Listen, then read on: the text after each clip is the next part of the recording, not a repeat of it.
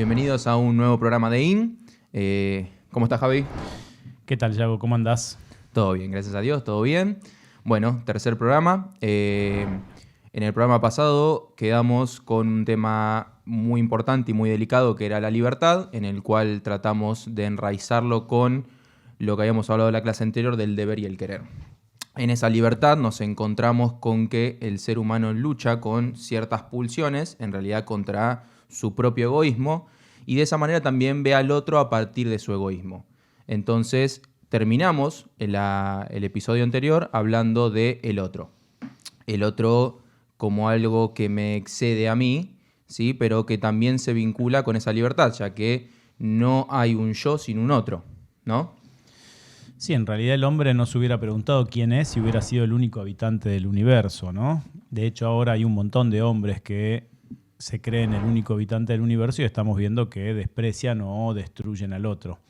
Pero claramente para saber quién soy necesito verme reflejado en el otro y de hecho en la naturaleza, ya sea por la fuerza o como cada uno llame esa fuerza creadora, en la naturaleza muchos defectos nuestros solo los vemos a través del otro. Sin el otro no podríamos jamás entender nuestros defectos. Habría que pensar e imaginar si en el caso de no haber otro, si veríamos algún defecto nuestro, cosa que realmente creo que nuestra imaginación excede eso.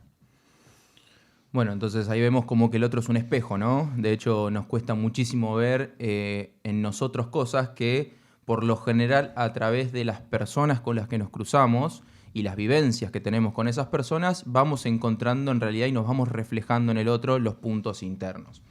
Ahora, hay un filósofo que trabaja mucho la otredad, como le dice la filosofía en ese aspecto, que es Emmanuel Levinas. Emmanuel Levinas trabaja el otro en su Tratado de Totalidad Infinito, en el cual pone al otro como algo que me desborda, como algo que me excede, que yo en ese desborde y en exceso que tengo de mí, trato de totalizarlo, trato de ensimismarlo. Y ahí nos encontramos nuevamente con lo que hablábamos el episodio pasado sobre el ego, ¿no? El ego parece como una pulsión muy fuerte en ensimismar todo, en totalizar todo. Y digo el otro no solamente como un otro con las personas, ¿no? Un otro con todo lo que es un otro, ¿no? Con los vínculos materiales también que tenemos, todo es un otro que se vincula conmigo. Entonces, una de las preguntas que me gustaría abarcar es un tema que surge también en los críticos de Emmanuel Levinas, que es la justicia, ¿no? La justicia con el otro. Porque ¿cómo aplicar la justicia cuando el otro está en otro, cuando el otro me desborda y cuando yo no tengo que tratar de ensimismarlo? Porque nos encontramos, digo, con un punto en el cual puedo respetar mucho al otro en su total otredad, vamos a decir, pero ¿y en qué momento, como decías vos la otra vez, quién cruza entonces? ¿Quién entra primero al ascensor? ¿No? Porque entra vos, entra yo, entra vos. ¿Cómo logramos poner ese punto de inflexión entre el yo y el otro? Ahí se plantea un tema que es, ¿puede haber injusticia si no hay otro? ¿No? Porque ahí ya, si bien yo creo que sí, porque uno puede ser injusto con su destino, injusto con su alma, injusto con sus deberes, que hemos tratado mucho de los deberes y de lo que debemos, pero es muy difícil entender una justicia que no implique al otro, no sea consecuencia de tratar de no molestar al otro o de no interrumpir o interferir el destino o la necesidad del otro. A veces, para ser injustos, porque parece que tenemos esa necesidad los hombres, ser injustos como realmente como un deber, somos injustos con nuestro otro yo también. A veces con el yo que nos domina y a veces con el yo que nos gustaría dominar para poder ser nosotros mismos. Pero siempre, siempre, siempre la injusticia necesita de otro. Una persona íntegra, o sea que está integrada en sí misma, difícilmente sea injusto con su otro yo, porque no hay otro yo, está integrado, es uno, y difícilmente pueda ser injusto con el otro, porque como no tiene cuentas pendientes con su propia vida, no necesita pisotear o avasallar al otro, aún sin querer, que es la forma más difícil a veces de entender la justicia, ¿no?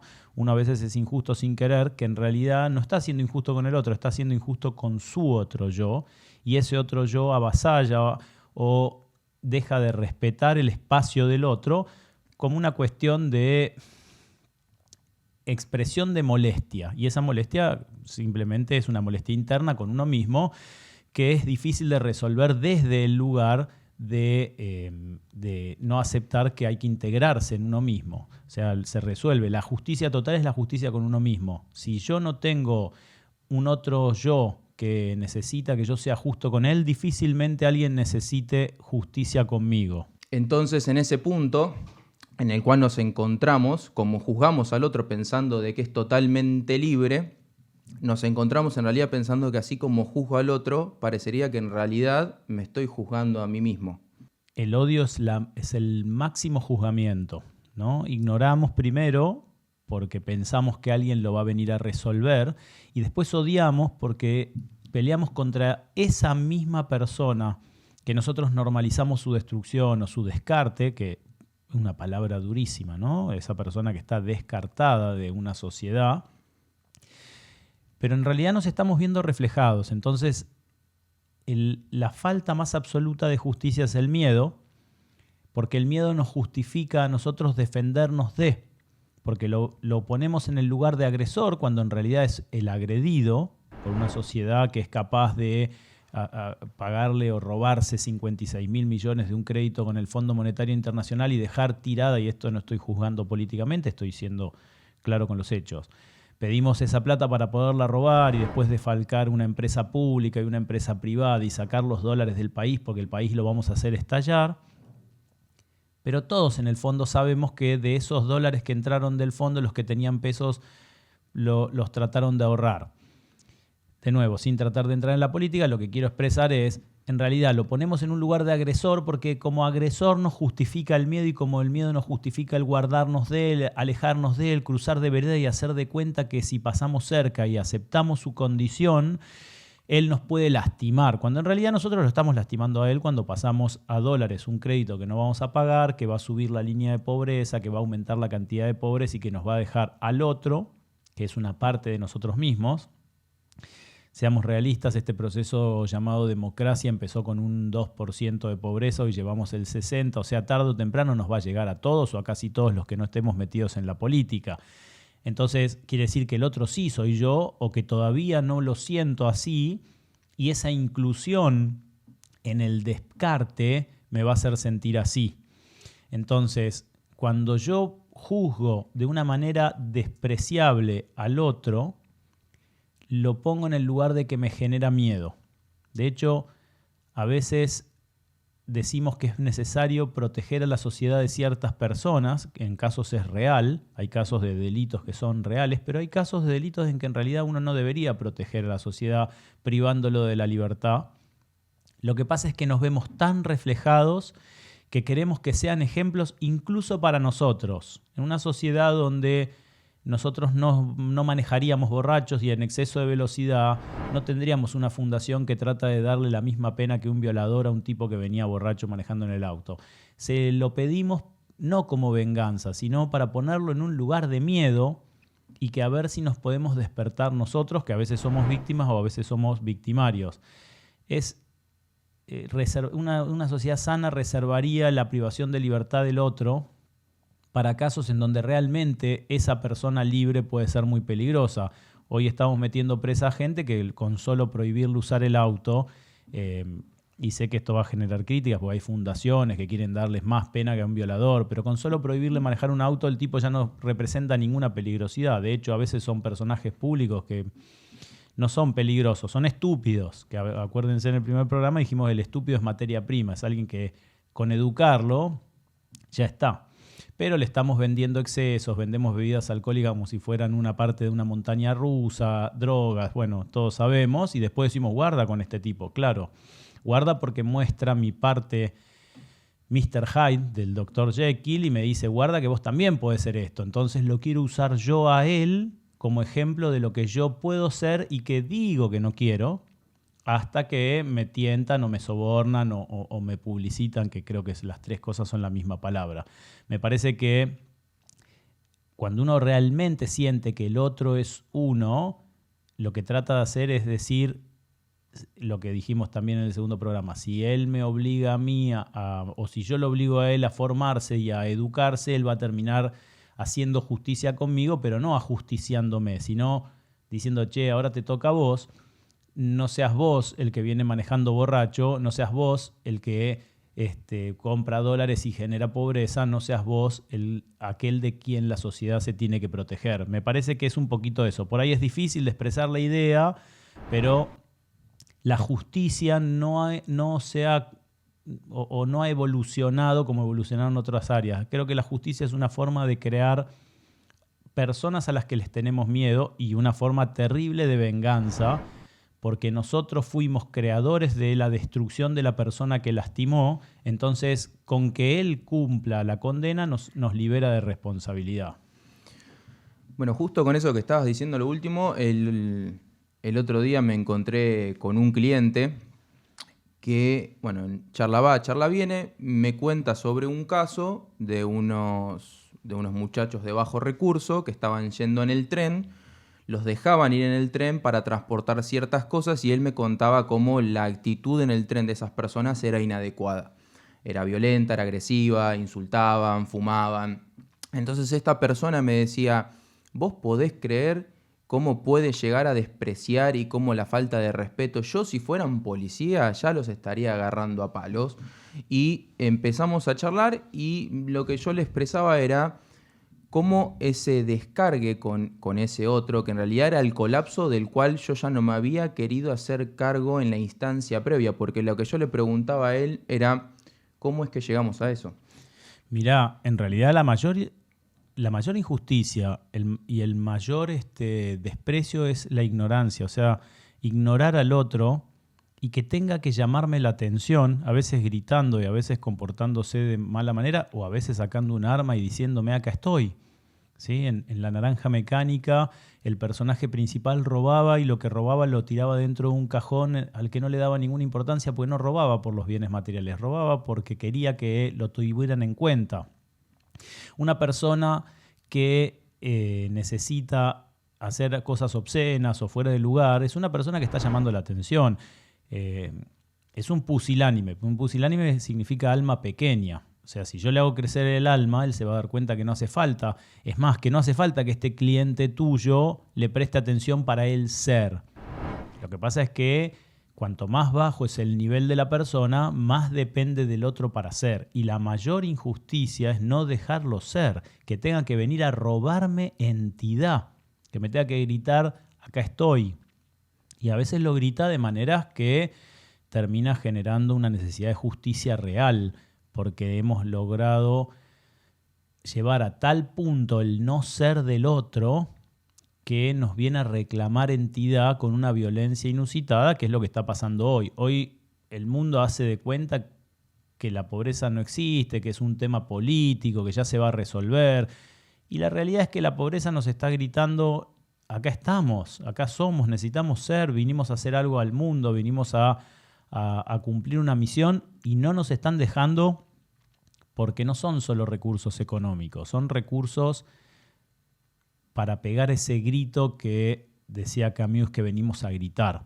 Hay un grito que venimos a dar y a veces nos dejan gritarlo y a veces no, y cuando no nos dejan gritarlo se genera una injusticia fenomenal. El hombre necesita estar, necesita ser y necesita dejar su impronta. Si yo lo ignoro y lo ignoro y lo ignoro y lo menosprecio, va a llegar un momento en que me va a venir a reclamar su necesidad de ser. Perdón, Javi, te hago una consulta entonces, porque hay algo con respecto también en darle lugar al otro, es que en realidad la persona primero también tiene que verse como un otro. Y de hecho también creo que hay un problema en eso que quería consultarte, porque parece que también las personas, como dijiste en un programa pasado, se disfrazan, ¿sí? Tratan de ser George Soros, tratan de aparentar ser otra persona y ese otro en realidad también anula a mi propio yo en mi esencia de mi yo. Mirá, no hace falta ser un marginal para llamar la atención. Nos ha pasado a todos ir a tomar un curso o ir a una charla de algo y que haya una pregunta de una persona en el medio del auditorio que nos quiere instruir a todos y la pregunta lleva 25 minutos y el tipo se pierde porque en realidad no estaba quería enseñarnos, pero no enseñarnos con el fin de que sepamos, porque no le interesaba. Estuvo toda la charla pensando en esta pregunta para deslumbrar. ¿Y por qué tenía que deslumbrar? Porque tenía que apagar la luz de los que estaban arriba del escenario y decir, che, acá estoy, me ignoró mi papá, me ignoraron mis maestras, me ignoraron mis compañeritos del colegio, me ignoró mi jefe, me ignoran mis compañeros de trabajo. Bueno, acá estamos, en este lugar, en este anfiteatro, 250 personas, acá estoy. Y como en realidad su voluntad no es buena, es no buena, él termina siendo vuelto a opacar, entonces se resiente, se enoja y le tratan de sacar el micrófono y quiere seguir y quisiera cooptar. Es la misma violencia que el tipo del tren. No hay otra, porque está peleando contra su otro yo. ¿Y cuál es el otro yo? Es el que sabe que él debería haber llegado a estar arriba de ese escenario, dando cursos de lo que él verdaderamente sabe y que evidentemente no tuvo la posibilidad o no tuvo la fuerza, ¿sí? Esa es la verdadera pelea. Ahora, cuando también nos encontramos con ese otro y con ese yo, como decías vos, que es un otro, también nos encontramos con un gran problema en cuando nos ensimismamos y nos ponemos en el centro del universo. No logramos conectarnos con ese conocimiento, me parece, porque cuando yo me ensimismo en mi totalidad expresa algo cerrado. Y al haber algo cerrado no puede entrar nada, absolutamente nada nuevo, la persona se encierra. De hecho, vemos muchísimo eso con los adolescentes. Los adolescentes se encierran dentro de esa fragilidad, ¿no? En el cual han aprendido a través de los malos ejemplos, ¿sí? En el cual nos tenemos que hacer cargo todos, ¿no? Como parte de esa sociedad y esa parte de esa unión de otros, en el cual empiezan todo un problema de aspectos psicológicos con respecto a el encerrarse, ¿no? El encerrarse en uno mismo. Entonces la pregunta que te quiero hacer es encerrarse con uno mismo y el conocimiento, porque me acuerdo en el programa pasado que dijiste que una de las más poderosas cosas que teníamos era la curiosidad. El que se encierra es porque está vacío.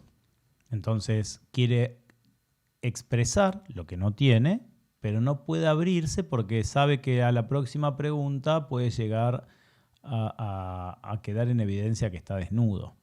Entonces, también se cura eso con sabiduría. Si vos hablás arriba de un sabio, se va a callar y te va a mirar porque va a pensar que realmente tenés algo que decir. Y si hablas arriba de un tonto, lo vas a ver gritar cada vez más fuerte hasta tratar de tapar todo, absolutamente todo aquello que vos puedas decir, porque él sabe que si vos le llegás a poner en jaque su teoría, nunca la pensó, nunca la violentó para ver si aguantaba y nunca se preparó para escuchar.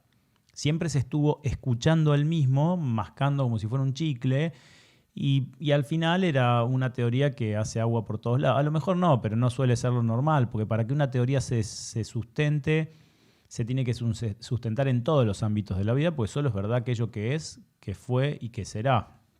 Entonces, esta gente que está vacía se tapa con ruido, ¿sí? Cada vez es más normal que el ruido sea, el festejo es con ruido, la música es ruido, la pintura es ruido, todo es ruido porque está vacío. Entonces, dicen los sabios que cuanta más vacía está la carreta, más ruido hace. El peso de estar llena hace que se asiente y que todos los mecanismos estén bajo presión y que no haya ruido, ¿sí? Es más lo interno, la carga real, que el ruido externo. Cuanto más vacío está un recipiente, una moneda dentro de un jarrón hace un ruido fenomenal, pero si yo lleno completamente el jarrón y lo sacudo, no voy a escuchar ningún ruido. Claramente eso también es una forma de violencia, el haber dejado que haya gente en la calle con necesidades de expresar sin haberle enseñado que para decir algo hay que tener algo para decir, ¿no? Entonces se genera solo ruido, molestia, interrupción, distracción. Es increíble, se está dando un proceso extrañísimo que es que hay programas enteros de radio donde se sientan a como si fueran amigos perdiendo tiempo. Che, vos sabés que fui a la gomería y el gomín de la bicicleta era verde. Ah, mira vos, a mí me pusieron uno naranja.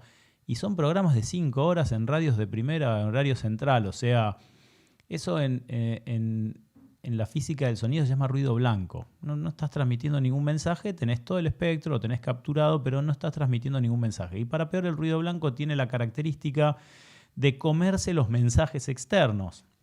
Como cubre todo el espectro, cuando entra un mensaje queda como absorbido. Tiene que venir muy, muy fuerte para que se escuche. Entonces siempre eso es conflicto.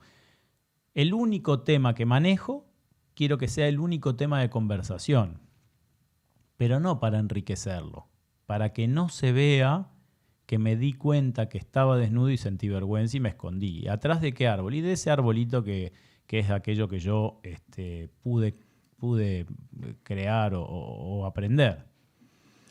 Me gustaría entonces, con eso que acabas de decir, remitirme a una analogía que también me dijiste hace bastante tiempo.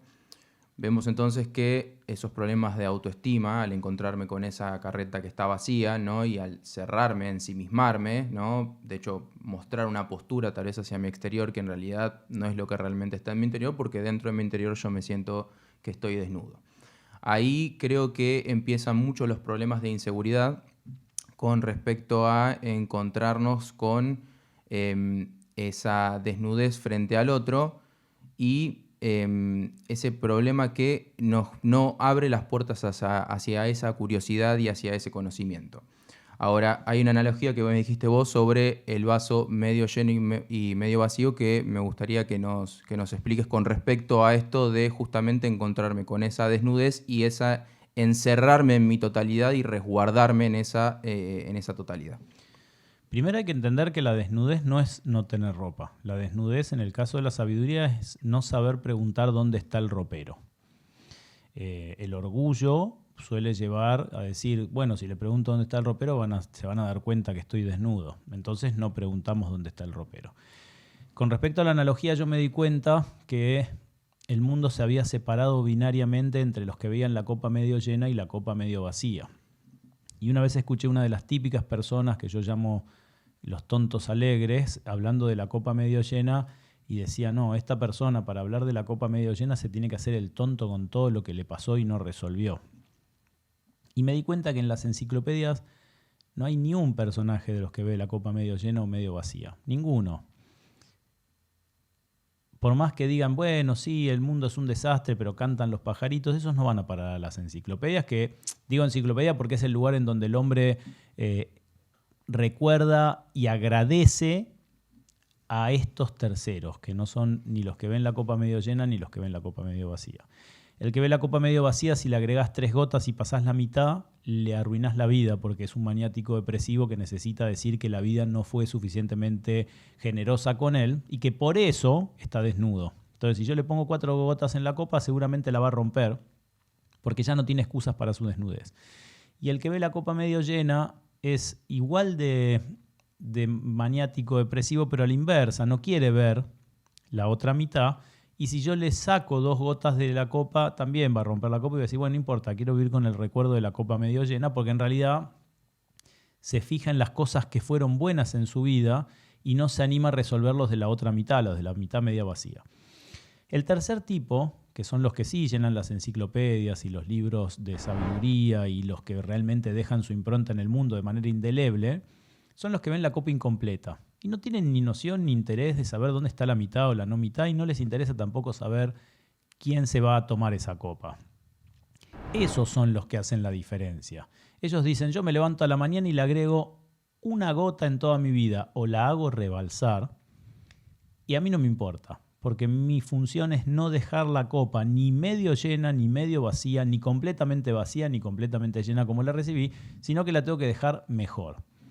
Esa gente es la que cambia el mundo y esa gente es la que hace justicia con la copa. ¿Sí? Hacer justicia con la copa no es pasarle cera o autobrillo, es dejarla un poquito más llena de lo que la encontramos. Y esa es la gente que cuando se encuentra con alguien que le agujerea la copa para que no quede en evidencia que el otro es uno de los 2 tipos de maniático depresivo, con tranquilidad, con paz, repara la copa y después la empieza a volver a llenar. Esa gente es la que hace justicia porque entiende que la copa y el contenido son uno, que no importa, que el que ve las diferencias se va a terminar fijando en si está medio lleno o medio vacía, va a pensar que el líquido y la copa son 2 cosas distintas, cuando en realidad uno es el recipiente del destino del otro. Entonces trata de dejar esa copa un poquito más llena de como la recibió. esa persona probablemente no necesite ni que hagan justicia con él, a pesar de que a veces los han quemado, no se estaba haciendo justicia, sino todo lo contrario, ni va a necesitar hacer justicia con él mismo, porque el solo hecho de dejar 1 mililitro más de cómo recibió la copa ya hizo un cambio fundamental en el mundo que hace que el mundo no vuelva a ser igual al que era antes del nacimiento de esta persona. Perdón, entonces nos encontramos con que cuando afrontamos esa desnudez, donde nos preguntamos dónde está ese ropero, ahí recién podemos abrir las puertas. Entonces podemos, de hecho, decir de que la verdadera autoestima, ¿no?, está en justamente reconocer esa desnudez y en reconocer esa copa que está todo el tiempo para poder ser llenada. Sí, en realidad no se llena nunca, ¿no? Dice el Eclesiastés, todos los ríos van al mar y el mar no se llena. O sea, no importa. Ahora, van a ir al mar si yo reconozco que estoy desnudo. Hoy en día tenemos el mayor acceso a la sabiduría de la historia de la humanidad y sin embargo tenemos a la mayor cantidad de analfabetos funcionales y disfuncionales que haya podido dar la raza humana. Y solamente se cura eso reconociendo la desnudez, diciendo, mirá, vine a llenar esta copa, no a hacer el club de los medio llenos y el club de los medio vacíos. Porque ahí la copa no tiene ninguna función. Podría cristalizar el líquido, fijarlo con algún espesante y guardarlo en un freezer. Y de hecho eso es lo que hacen. Entonces se embalsaman ellos mismos para parecer de 17 años. Entonces son de 60 con una decadencia absoluta. Sus sonrisas ya no son sonrisas, sus miradas ya no son miradas. Y la copa sigue igual. Y cuando uno nace y muere con el mismo contenido, ni nació, ni murió, ni vivió, ni nada, no sirvió para nada y no le sirvió al mundo. Y el mundo se llena de ruido, porque le tiene que gritar a los 4 vientos, o que la copa está medio vacía, entonces pobrecito él no tiene mucho que hacer porque le tocó esto en suerte, o que la copa está media llena, entonces él como ya la ve positiva tampoco. Se liberan de su responsabilidad, que si nos acordamos del primer capítulo es una de las formas más terribles de cobardía. Porque decir que todo este universo se creó para venir a jugar a la PlayStation y decir que afortunado soy porque tengo electricidad, es ser un cobarde malicioso. Bueno, ahí tocaste un tema también con respecto a la suerte, ¿no? Muchas veces también creo que esa fragilidad se encuentra en cuando miramos al otro y lo vemos en una situación de ventaja, porque obviamente para abajo nunca se mira, ¿sí? Cuando vemos a estos desprotegidos o a esta gente que está en situación peor, no los miramos de la misma manera que miramos a la gente que nosotros vemos que parecería en algún punto con características superiores a las nuestras. El mediocre mira para abajo. El mediocre dice yo estoy mejor que aquel y me lo gané y nadie me regaló nada. Y generalmente con esa frase significa que te regalaron todo y que sos un mediocre más con suerte. Y de hecho hay que dejarte actuar un tiempito para que se note la realidad.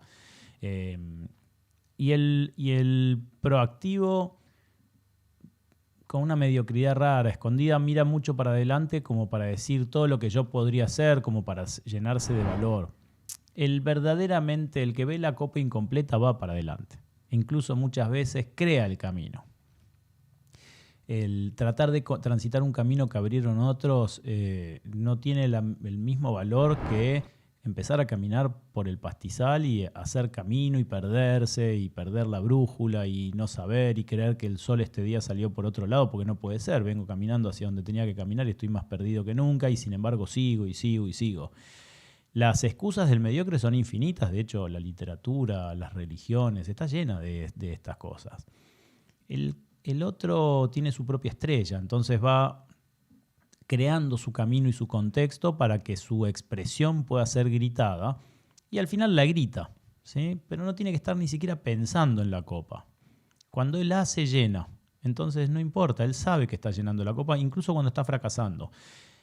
El perderse, eso se lo deja al mediocre, que muchas veces es como el empujón que necesita aquel que realmente vino a llenar el recipiente como para seguir haciendo su camino. Y muchas veces el intentar hacer que se llene la copa de otros es lo que permite que se llene la copa propia y que la mediocridad no nos gane, porque es muy contagiosa la mediocridad. Sí, en realidad me parece que en algún punto, o sea, en algún punto todos somos mediocres. Creo que es muy interesante lo que decís con respecto al hacer. De hecho, el Pirkei Avot dice que lo más importante es la acción. Y un cabalista que tratamos en el primer programa, que era Wolkoff, dice justamente que hay que hacer, ¿sí? No importa, uno a veces tiene mucho miedo al fracaso, ese fracaso evidentemente porque también medimos la vara con los demás, no medimos la vara por lo que nosotros tal vez venimos a hacer y a llenar ese vaso. Y dice que de hecho una de las peores cosas que podemos hacer es tomar una idea y nunca realizarla o hacerla. Mirá, en realidad el fracaso en este contexto sería ver que la copa se vació. Y eso, no, crear espacio y fracasar son dos cosas distintas. Crear espacio y dejarlo así, eso es fracaso. Crear espacio y ver que ahora tengo un compromiso más grande y más complejo y más comprometido que el anterior, eso no es un fracaso, eso es un deber. Entonces, no hay un fracaso en la medida en que yo siga con mi objetivo y mi voluntad puestos en completar esa copa, porque entonces cuando viene un gobierno y te expropia, vos decís, bueno, ya está, me pinchó la copa, yo ya no tengo nada que hacer, yo tenía que nacer en esa pañalera y hacerla crecer y ahora me la robaron. No, eso es mediocridad. En realidad no existe el fracaso en la persona que no tiene medidas. Si yo no estoy midiendo qué cantidad de líquido tengo, no puedo fracasar. El fracaso viene de estarme midiendo. Y para estarme midiendo siempre uno tiene que usar una regla. Y la regla es el otro. Entonces, si yo no soy Jeff Bezos, que ahora se está yendo al espacio en su primer viaje a festejar los 50 años del alunizaje, entonces no... Ya está, siempre voy a ser un fracasado, porque su destino era otro, claramente. No perdería tiempo en prender un micrófono y a las 7 de la mañana ponerse a hacer un programa de esta naturaleza. Él no sería otro su destino. Ahora, si yo no estoy midiendo, salvo lo que yo hice antes, o sea, yo soy mi propia medida y tengo que crecer yo, porque al final el que se va a vestir de su desnudez voy a ser yo, entonces tengo crecimiento y decrecimiento, avance y retroceso, pero nunca fracaso.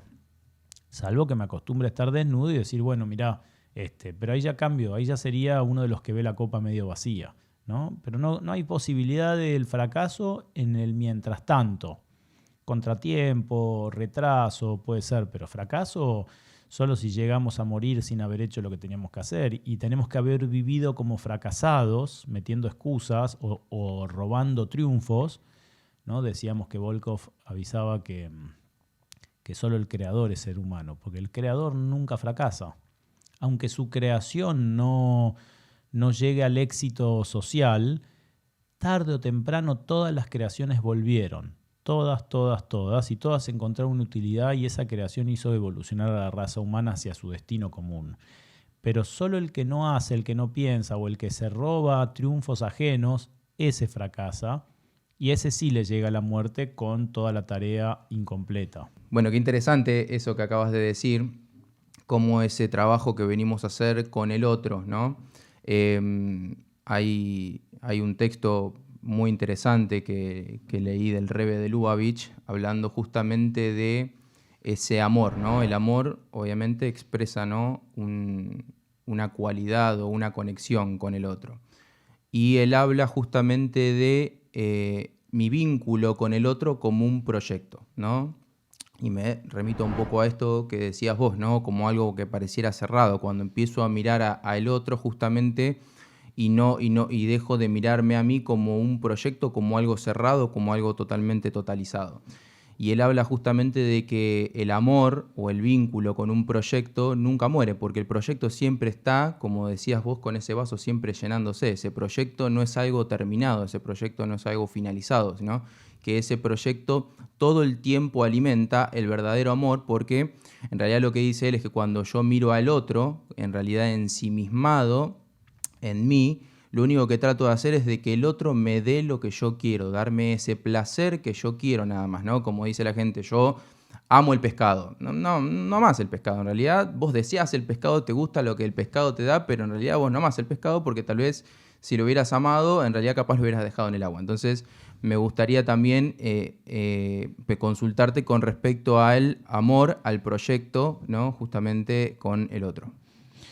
En realidad uno se integra a través del amor, se integra con el otro, ya sea persona u objeto. Cuando yo me comprometo, esto que está de moda ahora, que es vamos a apadrinar un niño y educarlo y darle de comer y pagarle. Yo me involucro con el otro. Y llega un momento que el involucramiento es tan fuerte que yo no sé ser yo mismo sin el otro porque yo ya estoy. Si queremos ir a un ejemplo muy tonto, pero para que se entienda, un día el hombre resolvió el comer con la mano y inventó un cuchillo y un tenedor, que eran toscos. Hay restos que muestran cómo fue la evolución de los instrumentos. Eso con una necesidad real. Estaba cansado claramente el ser humano de quedarse engrasado, con olor a carne, que se le subieran hormigas a los dedos después de comer. Y fue evolucionando. Pero se terminó integrando con su creación. Y hoy el hombre siente una vergüenza terrible de comer con la mano, ¿sí? Salvo que sea algo que se come con las manos. Y aún así, después de comer algo que se come con las manos, siente vergüenza de tener las manos sucias. Con todo aquello que uno ama, uno se integra.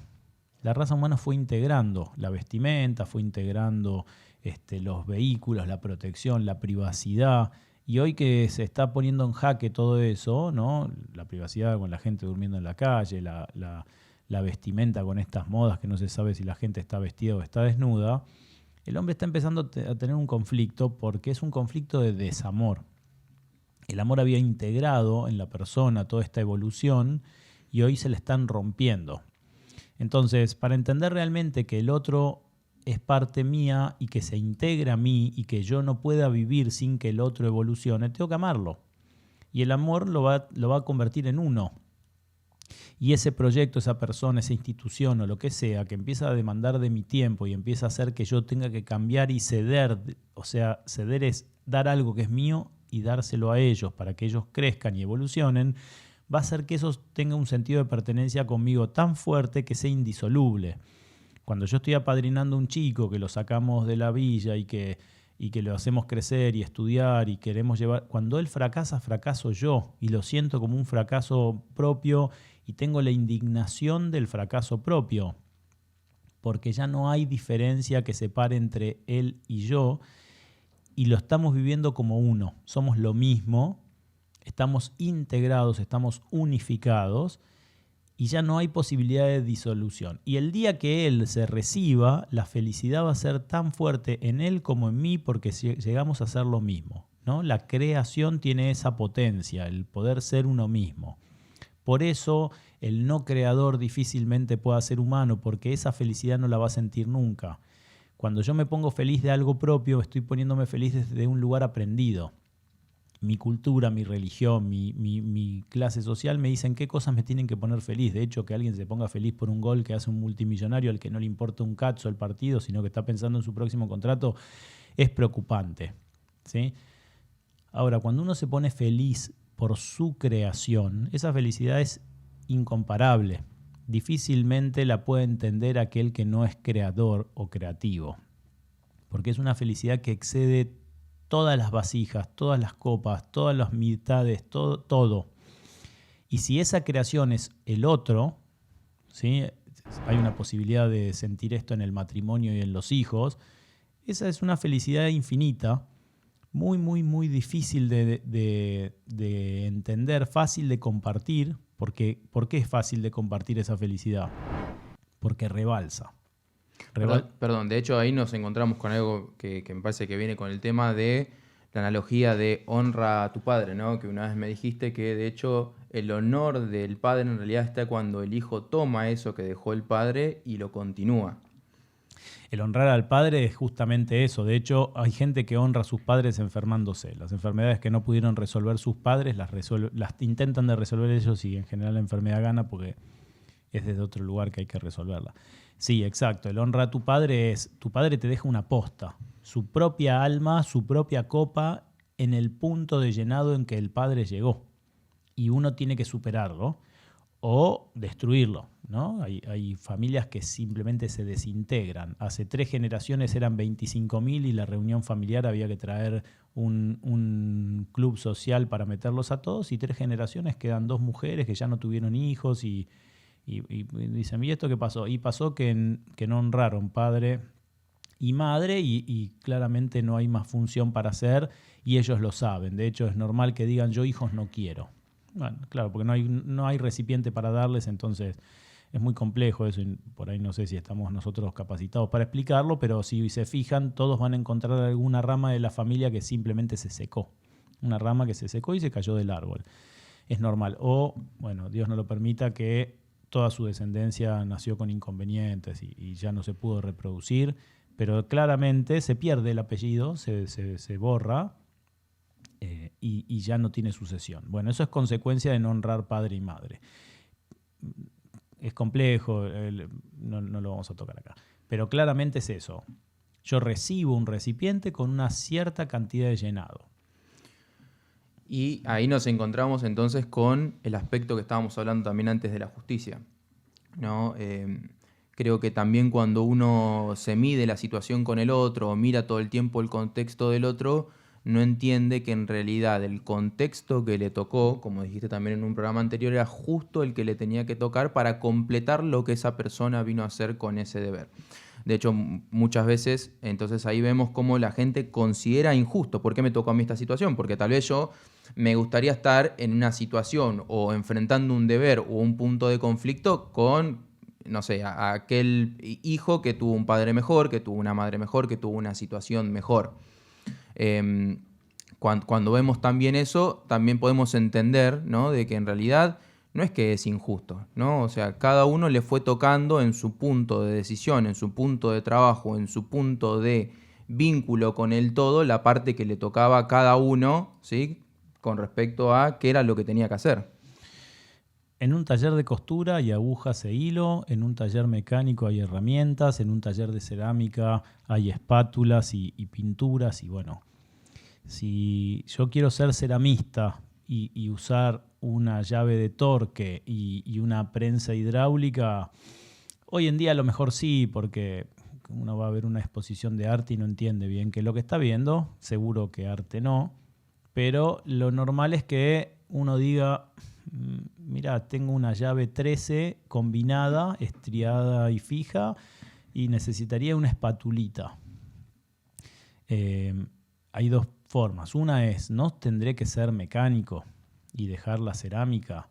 Y la otra es, no estaré en el taller equivocado. Nos han vendido el taller ideal, ¿sí? El taller ideal, la cocina ideal, todo es ideal en un ambiente que es todo falso. Hay que ir a la televisión para ver que es todo cartón y luz, pero luz vacía. Hoy luz LED, antes no. Esas cocinas inmensas en realidad no existen. No existe. La televisión es la mentira por la mentira misma para que uno crea que nunca tiene el taller, porque aquellos que quieren la energía de nuestra vida nos tienen que hacer pensar que tenemos nuestra vida equivocada.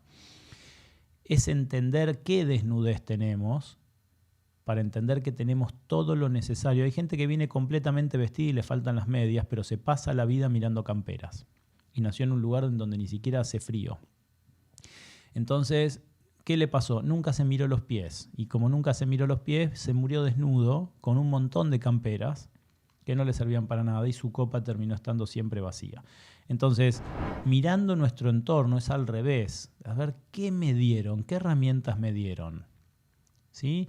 ¿Y qué piedra para tropezar? Porque generalmente esa piedra con la que tropezamos 400 veces por día, esa es la que vinimos a trabajar.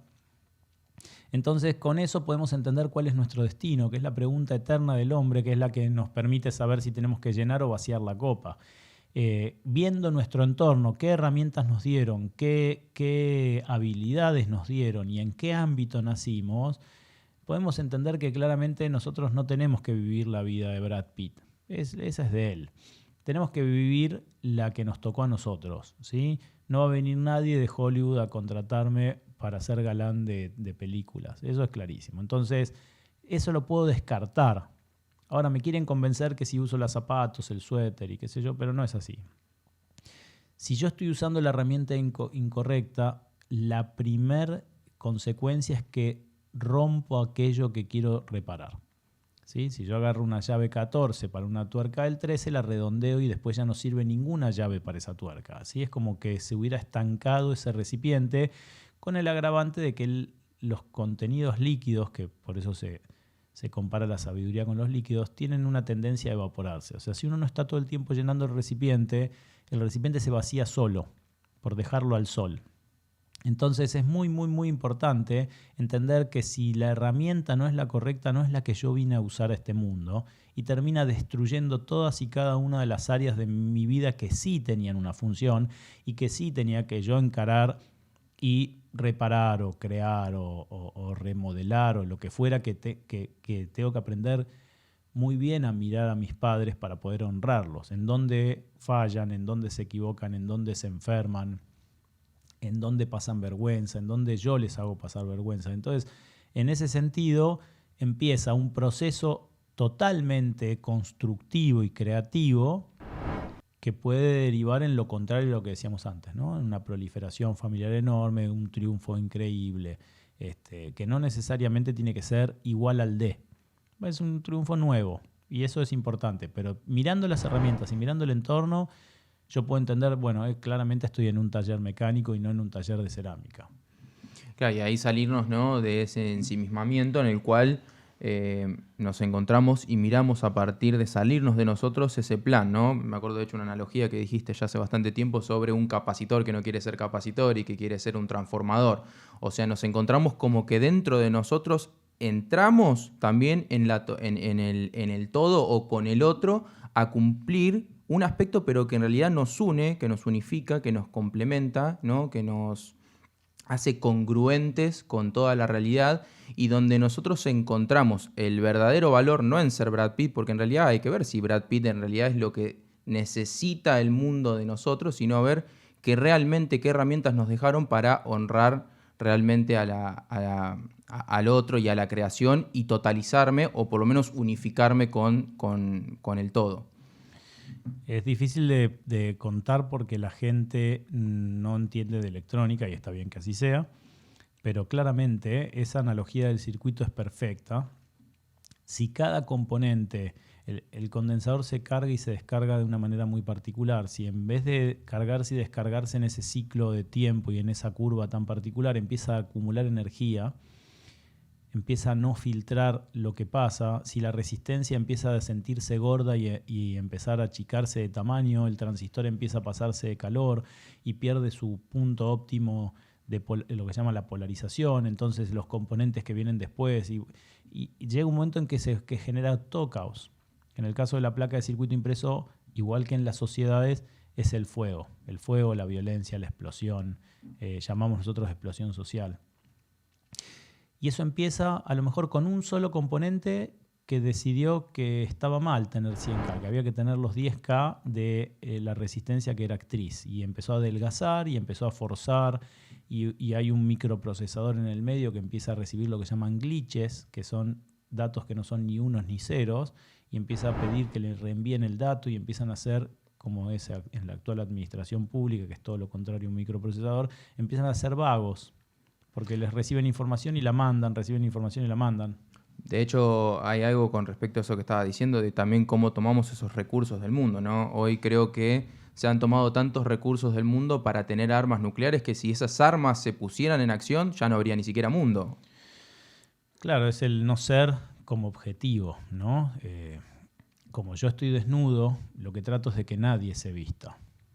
Entonces ya no pongo rejas, dijimos que el que inventó las rejas inventó el alicate, pero el que inventó las armas nucleares todavía no pudo inventar la forma de sacar la radioactividad de la gente y mueren como animalitos. Todavía, Dios quiera que se pueda, entonces las armas ya no tendrían la razón de ser, pero hasta hoy es tanto el poder destructivo de esto, que lo que hace es, tenemos una sociedad totalmente desnuda, o sea, es increíble, pero hay que ver, ¿no? Los mayores tenedores de armas nucleares suelen ser los más perdidos espiritualmente, que están siguiendo carreras políticas y tratar de conquistar al otro. Y claro, terminan haciendo que la vida del que no se quiere involucrar en eso sea terrible, miedosa, con todo el tiempo amenazas sobre la cabeza de que esto fuera a explotar, y en realidad la explosión significa forzar esto, ¿no? Hay dos formas de que un circuito explote, la que contábamos recién, y la otra es tirarlo a una chimenea prendida a fuego, que sería el caso de las armas. De las dos maneras el circuito deja de tener una razón de ser. Todo el circuito tenía un objetivo en común. Hay circuitos que son para prender y apagar una heladera, un lavarropas o este video que estamos haciendo acá. Pero cuando la resistencia cree que es única y que tiene que gustarle a todos y seducir a todos, ese circuito ya no tiene un objetivo común. Entonces empezamos a ver un montón de objetivos delirantes sueltos de gente que termina autodestruyéndose o embalsamándose en vida, como en el caso de las cirugías, y que no tiene ninguna función social y que hace que todos los componentes que están antes y que están después se empiecen a estresar. ¿Sí? Yo digo que en este país somos especialistas en poner la energía en el lugar equivocado. Habilitar un kiosco, ir a pagar una multa o lo que sea que pase, demanda semanas, pelea, siempre es violento. Es un país muy hostil, justamente porque no nos vemos como parte del circuito. La energía que me llega a mí tiene una función que es antes de mí y después de mí. Si yo la veo como que todo este circuito está hecho para mí, bueno, entonces no entendí lo que dijimos también en el primer capítulo, que la ley de Ohm va a seguir operando y en vez de convertirse en un objetivo común, que a veces es prender una lamparita cuando alguien pasa caminando por la vereda, empieza a convertirse en caos, en fuego, en calor, en estrés, en violencia, en incendios y bueno. En enfermedades. En enfermedades. Entonces, hasta que no entendamos que nuestro destino nos excede, no vamos a poder resolver esto de tener un sentido común, ¿sí? Que de ahí viene. No, que nos excede, que nos integra. De hecho, algo que me llamó muchísimo la atención de esta pandemia, justamente con la imagen, ¿no? Manuel Levinas cuando trae el trabajo de la otredad, trae el rostro, ¿no? Como el rostro, eso que me interpela en una diferencia totalmente conmigo, pero que no es la palabra, no es la distancia de la palabra, sino la cercanía del rostro. Y de hecho hoy vemos cómo estamos circulando con barbijo con el rostro tapado. Y gracias a Dios, porque si viéramos los rostros, o sea, lo que se estaba viendo antes de la pandemia eran rostros de muerte. No había expresión, no había alegría, no había tristeza, eran muertos, no expresaban nada. Sacando a los que se los embalsamaron los rostros, los otros, los que todavía los tenían naturales, estaban como embalsamados por el pesimismo. Entonces eso nos está mostrando que hemos hecho de la desnudez la única vestimenta. Y eso se expresa en el mundo, ¿no? Que está discutiendo si la Tierra es plana o no, y no está discutiendo el para qué de la Tierra. Entonces, claramente, el rostro es la expresión del alma, y una sociedad pusilánime de almas muy pequeñas es una sociedad de rostros muy pequeños, ¿no? La única función del rostro es ser reconocido, y un alma pequeña no va a ser reconocida nunca.